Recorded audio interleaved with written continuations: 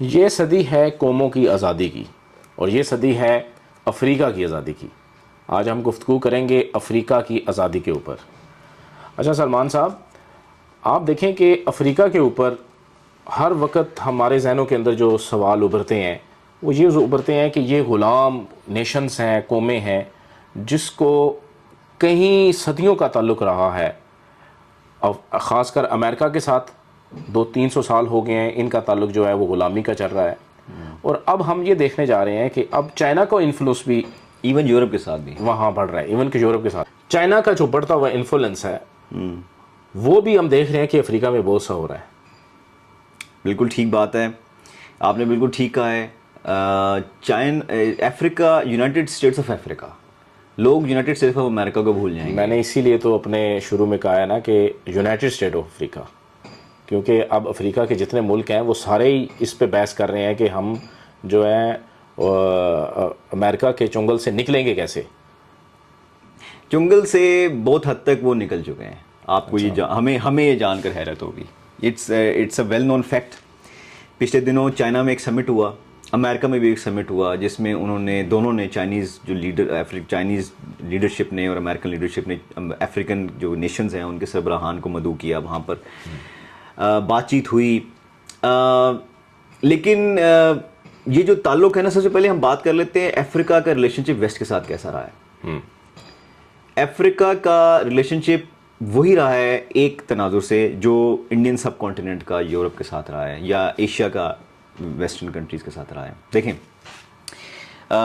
یہ بحث بہت طویل ہے کہ کیا مسلمانوں نے قوموں کو جا کے غلام کیا، بنایا کہ آزاد کیا۔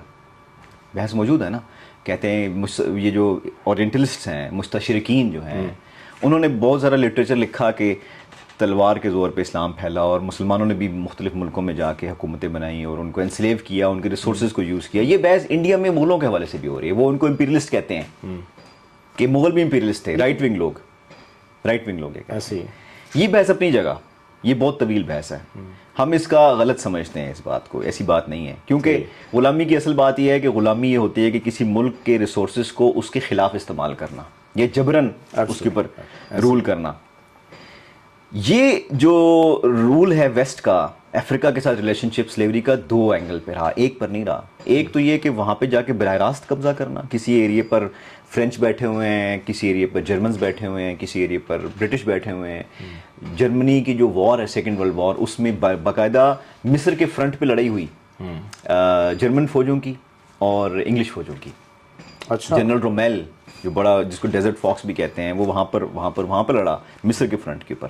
ناؤ دوسرا ایسپیکٹ کیا ہے؟ دوسرا ہے کہ اپنے جو ملیں تھیں، جو کہ انڈسٹریل ریولوشن کے بعد جو ملیں قائم ہوں برطانیہ میں اور یورپ کے اندر، اور کارخانے تھے، اور امریکہ کے اندر جو کاٹن فیلڈز تھیں، وہاں پر سستی لیبر کے لیے وہاں جانوروں کی طرح بلیکس کو، جو افریقن نیٹیوز تھے، مختلف ممالک سے پکڑ کر لا کے اور وہاں پر فیلڈ میں کیا، اور ایک دفعہ خرید لیا، اور پھر بے زر غلام یا زر خرید غلام جسے کہتے ہیں وہ بنا لیا، اور اس کے کوئی حقوق نہیں ہوا کرتے تھے۔ یہ ابھی 200-250 سال پرانی ہسٹری ہے، یہ 600 سال، 750 سال، 800 سال، 900 سال، 1000 سال، 1200 سال پرانی ہسٹری نہیں ہے۔ اب یہ جو ریلیشن شپ ہے ویسٹ کے ساتھ، وہ ہمیشہ سے غلامی کا رہا ہے افریقہ کا۔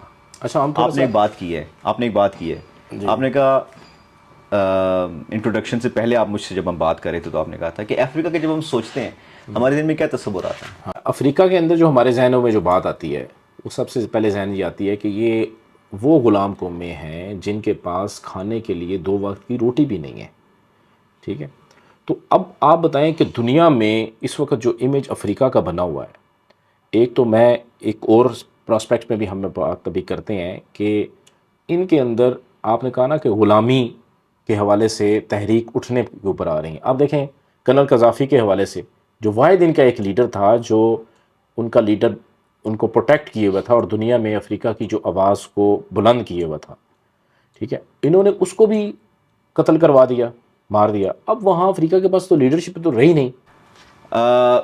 کلونیل رول کے بعد جس طرح انڈیا کے حوالے سے برٹش نے ایک سامراجی قسم کا نقطہ نظر پیش کیا کہ انڈین بیسٹلی لوگ تھے، بیسٹلی لوگ تھے، بیسلی سے مطلب ہے کہ غیر مہذب، وحشی، غیر متمدن. افریقہ کے حوالے سے یہ بتایا گیا کہ وہاں آدم خور ٹرائب، آپ کے دل میں تصور آتا ہے نا کہ انسانوں کو کھانے والے آدم خور ٹرائب ہیں، ننگ دھڑنگ ہیں، ان کو جو ہے نا کوئی تمدن نہیں ہے، کوئی تہذیب نہیں ہے، جنگلی قسم کے لوگ، جنگلی قسم کے لوگ ہیں، اس قسم کی تصورات.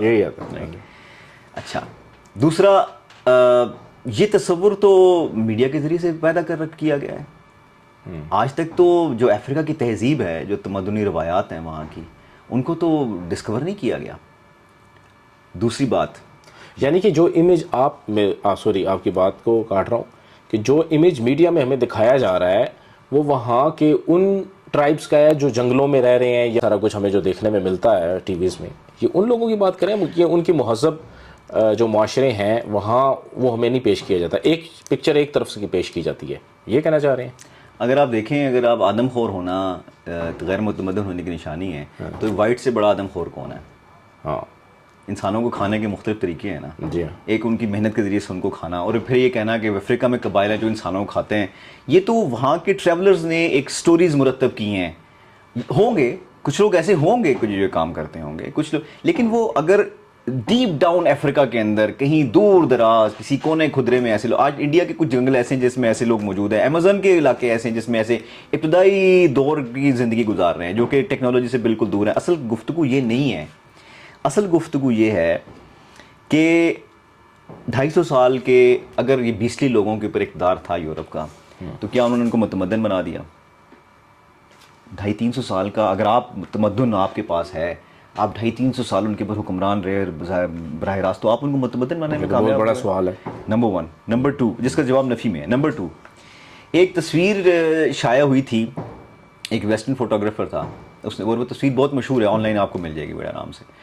اس تصویر میں یہ تھا کہ ایک بچہ ایک اپنے گاؤں سے دوسرے گاؤں میں روٹی لینے کے لیے جا رہا ہے، اور راستے میں سخت بھوک کی اور سخت پیاس کی کیفیت ہے، سخت گرمی ہے افریقہ کے کانٹیننٹ میں، اور وہ ایک وقت میں وہ گر جاتا ہے اور وہ اس حالت میں آ جاتا ہے کہ بالکل آخری سانسیں لے رہا ہے. تو فوٹوگرافر انتظار کر رہا ہے کہ گدھ جو اکٹھے ہو گئے ہیں، اب گدھ جو ہے وہ اس کی سانسیں ختم ہونے کا انتظار کر رہے ہیں کہ ہم اسے کھائیں. وہ فوٹوگرافر اس بچے کو مرنے دیتا ہے تصویر لینے کے لیے، بیک گراؤنڈ میں وہ ولچرز ہیں، گدھے ہیں، لیکن وہ اس کی مدد نہیں کرتا، اور تھوڑے عرصے بعد وہ اس کا خودکشی کر رہا ہے. حالانکہ وہ تصویر گلوبلی بہت نامنیٹ ہوتی ہے، اس کو بڑے اعزازات ملتے ہیں، بڑی شاندار تصویر ہے. یہ ویسٹرن مینٹیلٹی ہے.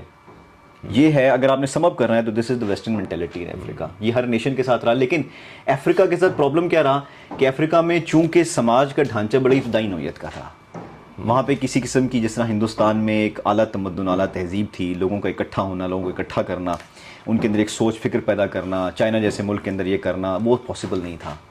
وہ بڑے بیسک طرح کے سادہ قسم کی زندگی گزارنے والے، نیچر کے قریب رہنے والے لوگ تھے، جو کہ اب بھی ان کے بہت سارے ٹرائب ہیں. اب آ جاتے ہیں دوسری بات کی طرف. آپ کی اب کرنل قذافی کی بات کی. کرنل قذافی کا ہمارے یہاں تعارف کیا ہے؟ پاکستان ڈکٹیٹر ہے، بالکل صحیح. اور ہم بڑے خوش ہوئے تھے کہ دیکھیں ڈکٹیٹر چلا گیا، صدام حسین چلے گئے. ڈکٹیٹر کو اس کے اپنے لوگوں نے ہی قتل کیا، اپنے لوگوں نے، یہ تعارف تھا. رائٹ، یعنی وہ ایک ڈکٹیٹر، ڈیسپوٹ. ہاں، ڈیسپوٹ. آپ کے یہاں آپ کو پتہ ہے جو لاہور میں کرکٹ اسٹیڈیم ہے اس کا کیا نام ہے؟ Gaddafi stadium. تو آپ نے وقت میں ایک ڈکٹیٹر کے نام پہ اسٹیڈیم رکھا، ایسی کیا وجوہات تھی؟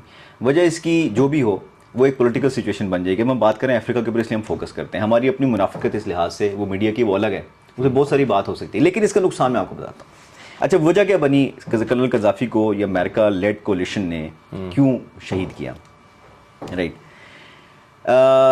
امریکن ڈالر کی ہیجمنی کو جو بھی چیلنج کرے گا اس کو امریکہ برداشت نہیں کرے گا. صدام حسین نے یہ کام کیا. انہوں نے اپنی آئل کی جتنی بھی پیمنٹس تھی وہ یورو میں کرنی شروع کی.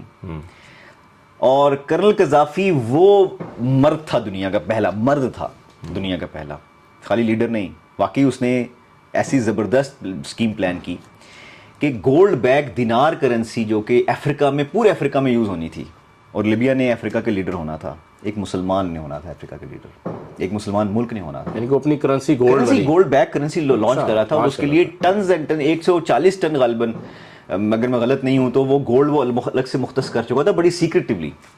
یہ خبر آؤٹ ہوئی اور امریکہ کو جان کے لالے پڑ گئے کہ ہماری ڈالر کی ہیجمنی ختم ہونے جا رہی ہے پورے افریقہ سے، اور افریقہ اس کی لیڈرشپ کے متفق تھا.